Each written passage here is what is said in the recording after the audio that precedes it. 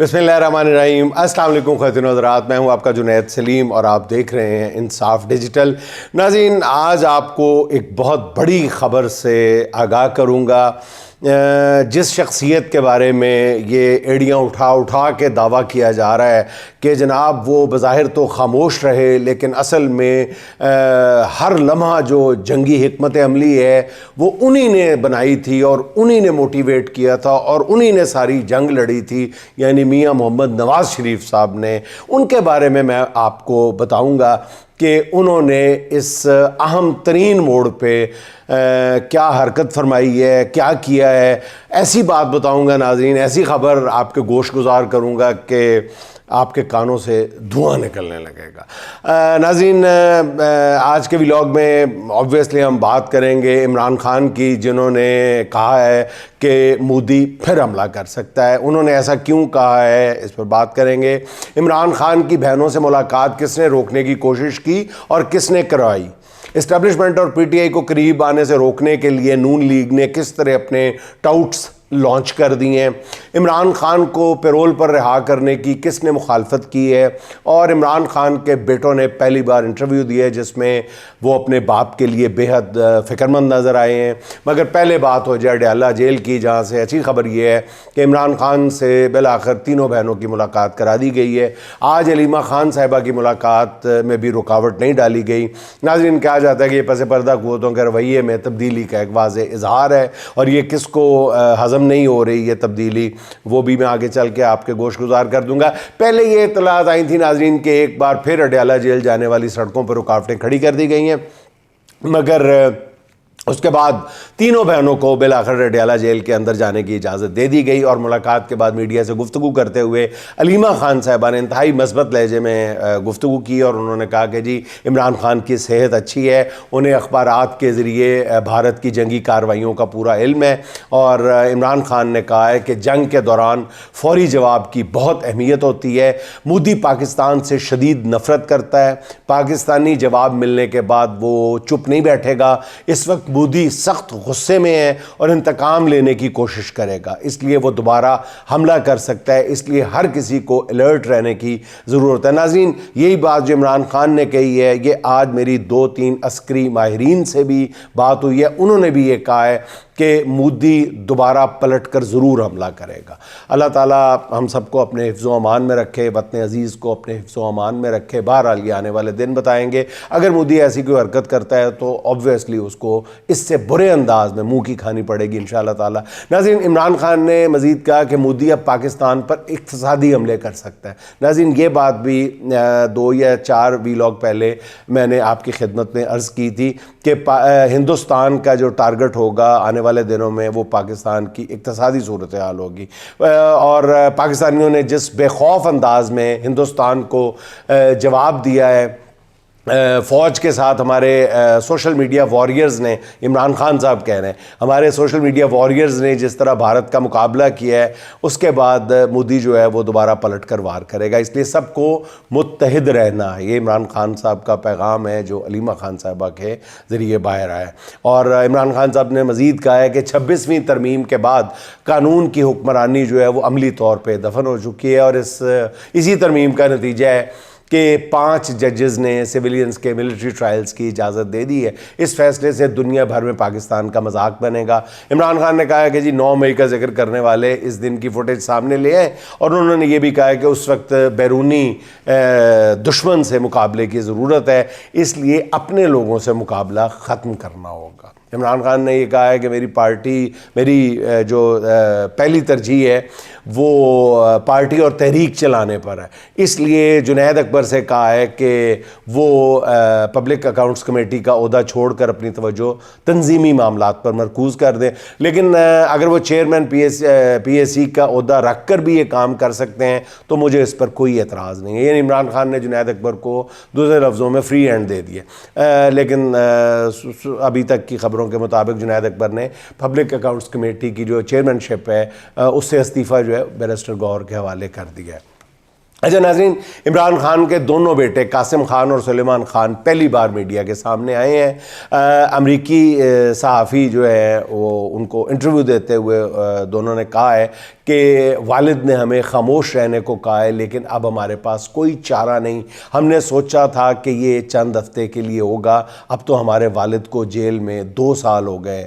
انہوں نے عمران خان کو دھندلانے کی کوشش کی، یہاں تک کہ 1992 کے ورلڈ کپ کی تصاویر کو بھی مٹا دیا گیا۔ قاسم نے اور سلیمان نے کہا کہ اسٹیبلشمنٹ بھی جانتی ہے کہ ہمارے والد کرپٹ نہیں ہیں، ہمارے والد صاحب بہت اصول پسند انسان ہیں، وہ دوسروں کی طرح ڈیل نہیں کریں گے۔ ناظرین ذرا بیٹوں کا اپنے باپ پر اعتبار اور اعتماد چیک کریں ذرا، اور یہ بہت بڑی نعمت ہوتی ہے۔ جب تک ان کا بیٹوں کا کہنا ہے کہ جب تک ان کا مشن پورا نہیں ہوتا وہ جیل میں بھی پرسکون رہیں گے۔ وہ ایسے نہیں ہیں کہ دیگر کی طرح وہ تحریک کے ساتھی جب تک وہ ان کے ساتھ ہیں، ان کے ساتھی جیل میں ہیں، دیگر ساتھی جیل میں ہیں، وہ اپنی ذات کے لیے ڈیل کر لیں، ایسا ناممکن ہے۔ اور یہ ناظرین یہ کوئی پی ٹی آئی کا دوسرا لیڈر نہیں کہہ رہا، یہ عمران خان کے اپنے بیٹے کہہ رہے ہیں۔ انہوں نے کہا کہ ہماری 2 ہفتے قبل اپنے ابا سے بات ہوئی ہے، اور کئی بار صبح 4 بجے میسج آتا ہے کہ تھوڑی دیر بعد بات ہوگی، ہم 6 گھنٹے انتظار کرتے رہتے ہیں۔ ہماری کئی میٹنگز، ملاقاتیں فون پہ یعنی کال جو ہے وہ میٹنگ کرنا پڑتی ہیں، اس دوران کال آ گئی تو مس نہ ہو جائے، ہم یعنی الرٹ رہتے ہیں۔ کال کا وقت مقرر نہیں ہے، بے ترتیبی سے بات کروا دی جاتی ہے کبھی کبھار، اس کا مقصد صرف ہمیں پریشان کرنا ہے۔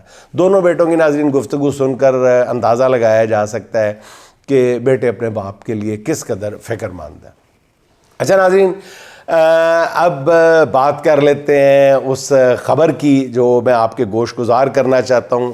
آج آپ نے سن لیا ہوگا کہ آج قومی یکجہتی کے اظہار کے لیے اس جنگی ماحول میں جب اشد ضرورت ہے قومی یکجہتی کی، تو اس کے سب سے بڑے اظہار کے لیے APC یعنی آل پارٹیز کانفرنس ہونا تھی۔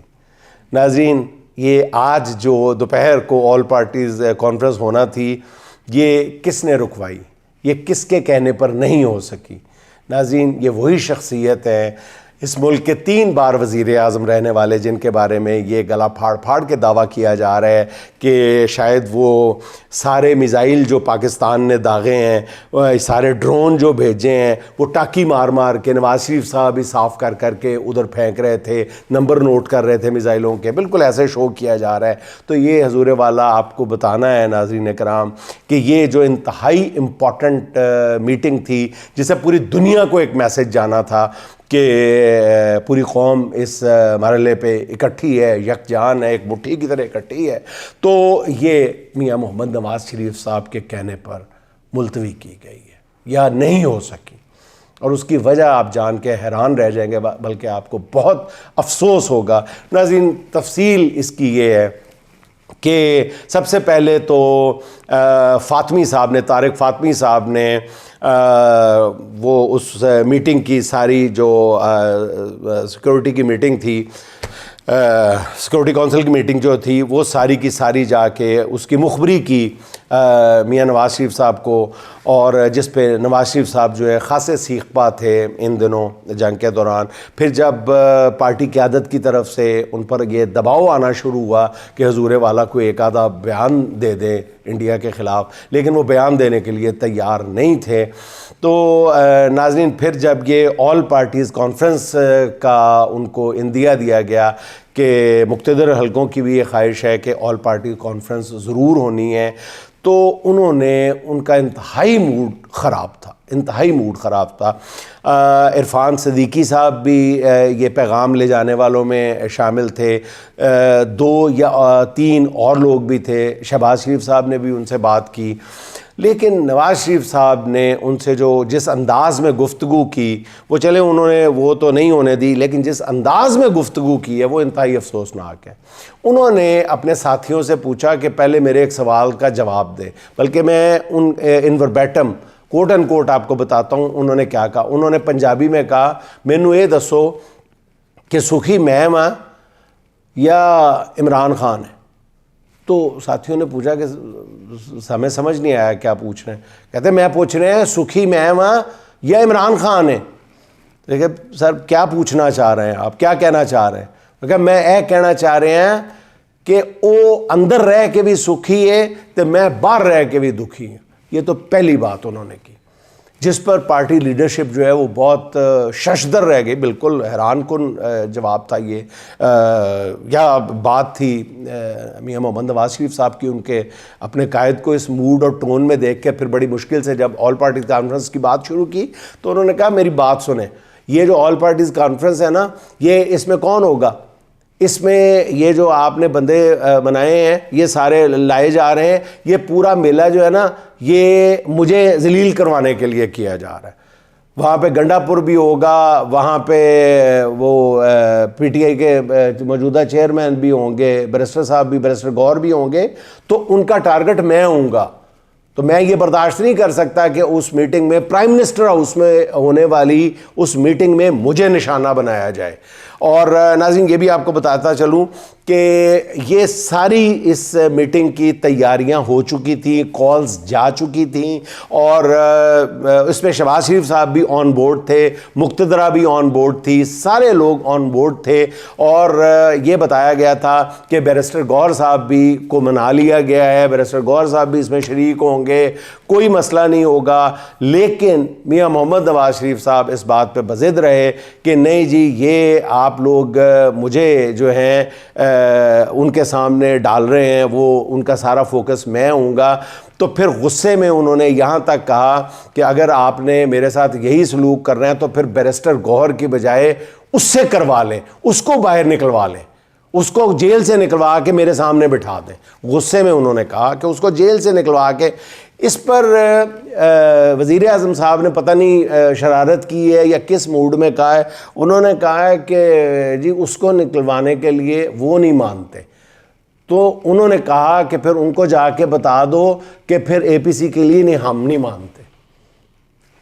نواز شریف صاحب نے کہا شہباز شریف صاحب سے کہ ان کو جا کے بتا دو کہ اگر ان کو اس کو نکلوانے کے لیے وہ نہیں مانتے تو پھر اے پی سی میں جانے کے لیے ہم نہیں مانتے. عجیب موڈ تھا, عجیب ٹون تھا, عجیب گفتگو تھی میاں نواز شریف صاحب کی, جس پر وہ عجیب سا منہ بنا کے وہ واپس آ گئے. اب ناظرین یہ انہوں نے غالباً گمان یہ ہے یا اطلاعات یہ ہے کہ 2 یا 3 دن کے بعد یہ دوبارہ اس میٹنگ کا انعقاد ضرور ہوگا, کیونکہ یہ اس وقت ملک کی اشد ضرورت ہے. اور اس میں جو آخری اطلاعات ہیں وہ یہ ہیں کہ نواز شریف صاحب نے اس بات کی یقین دہانی چاہیے کہ میں تب میٹنگ میں جاؤں گا اگر میرے اوپر ایک بھی جملہ نہ کسا جائے, مجھے اس بات کی گارنٹی دی جائے. اب پتہ نہیں یہ گارنٹی ان کو ملتی ہے یا نہیں ملتی. بہرحال ان کی شرط یہی ہے کہ مجھ پہ کوئی جملہ, ایک بھی جملہ نہیں کسا جائے گا اس میٹنگ کے دوران. اچھا ناظرین یہ تو ہے میاں نواز شریف صاحب کی کنٹریبیوشن, جو کہتے ہیں کہ جی یہ پوری جنگ جو ہے انہوں نے لڑائی ہے. اچھا ناظرین آپ پاک بھارت کشیدگی کے آگے بھی چلتے ہیں. اس کے بعد خاتمے کے بعد اصل میں ناظرین ذرا غور فرمائیں تو نون لیگ سب سے زیادہ مشکل میں, بظاہر وہ فرنٹ فٹ پہ کھیل رہی ہے, لیکن دیکھا جائے تو سب سے زیادہ اس وقت جو بیچارگی کی صورتحال ہے وہ نون لیگ کی ہے. بھارت کے ساتھ ایک ہفتے کی کشیدگی اور جنگ نے ایک بار پھر واضح کر دیا ناظرین, کوئی مانے یا نہ مانے, کہ نون لیگی جماعت جو اس کا وجود ہے وہ سوائے بوجھ کے کچھ بھی نہیں رہ گیا. اسٹیبلشمنٹ کا حالت امن میں نون لیگ سے سب سے بڑا گلہ ہی یہی تھا نا ناظرین کہ وہ پی ٹی آئی کے خلاف اور اسٹیبلشمنٹ کے حق میں کوئی بیانیہ بنانے میں ناکام رہی. اب جنگ کے دوران بھی ثابت ہو گیا ہے کہ نون لیگ اور اس کی قیادت اس نازک موقع پر بیانیہ بنانا تو دور کی بات ہے, منظر سے ہی غائب ہو گئی. اب نون لیگ کی اس غیر حاضری کی وجہ جو ہے وہ اچانک ٹویٹر کھولنے کا فیصلہ لینا پڑا اس کی اس غیر حاضری کی وجہ سے. آپ دیکھ لیں کہ ٹویٹر کھلتے ہی پھر پی ٹی آئی کے سوشل میڈیا وارئرز نے, جن کے بارے میں آج پتہ نہیں کس کس طرح کے بیانات داغے جا رہے ہیں, الزامات لگائے جا رہے ہیں. ناظرین میں پوری ایمانداری سے آپ کو بتا رہا ہوں کہ ٹویٹر کھلتا ہی پی ٹی آئی کے سوشل میڈیا وارئرز نے بیانیے کی جنگ میں بھارت کا بیڑا غرق کیا ہے, اور بیانیے کی اس جنگ میں پاکستان کی کامیابی اتنی ہمہ جوت ہے کہ اس وقت پورے ہندوستان میں وہ میمز ڈسکس ہو رہی ہیں جو پی ٹی آئی کے نوجوانوں نے بنائی ہیں، بھارتی قیادت اور فوج کو اپنے عوام کے اندر مذاق بنا کے رکھ دیا ہے۔ پی ٹی آئی کے نوجوانوں نے مودی اور اس